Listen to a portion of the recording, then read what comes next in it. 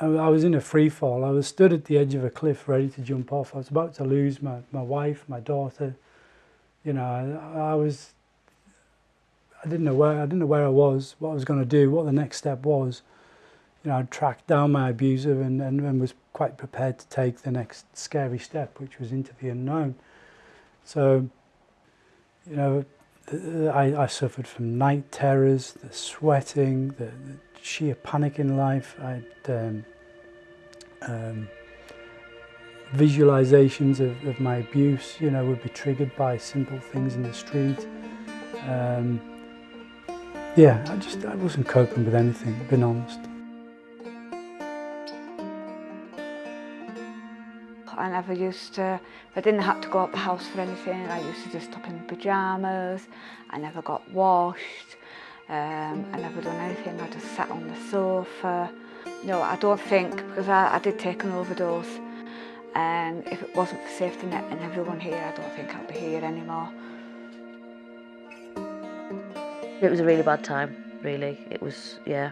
But I couldn't have done it without them.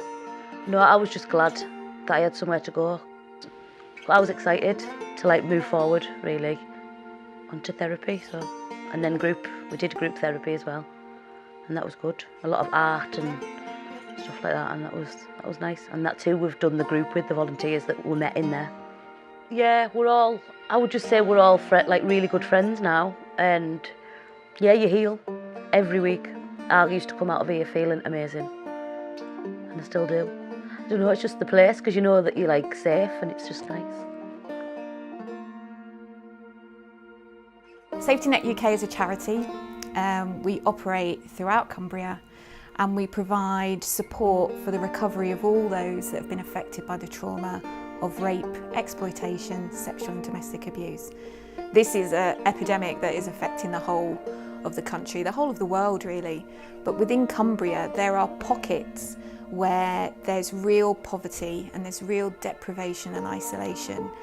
And in those areas, that tends to be where you see this repetition of maybe domestic violence and sexual abuse, because it becomes the norm, it becomes what people see.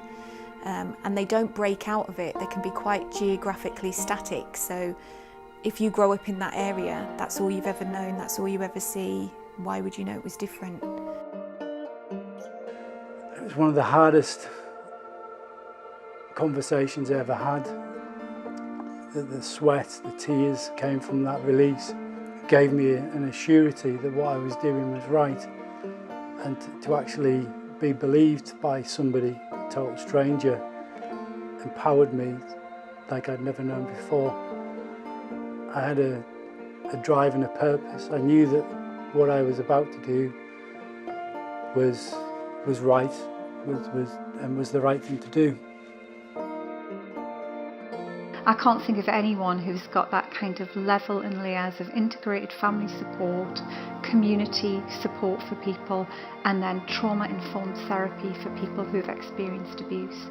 I think what's also unique about Safety Net is I think approximately 20 to 30% of the clients are male, and I think nationally what we see is if there is support for victims, it's often support for female victims, very, very little support for children, and practically zero support for men really, so it's utterly unique in that respect.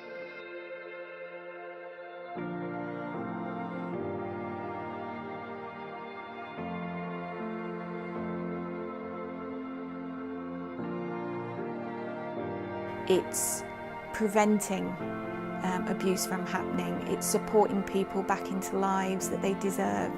It's giving children their smiles back, learning how to laugh again and be part of a family and a community. We can also offer equine therapy.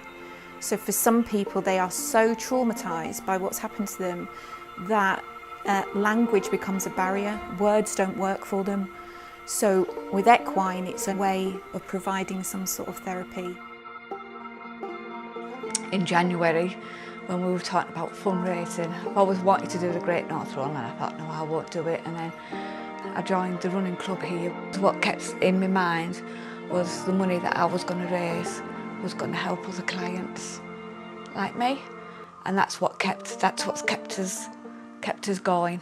And I've said that I would do, you know, next year, if they want me to, I would do the Great North Run again for Safety Net. Safety Net saved my life, not just physically, you know, mentally, emotionally.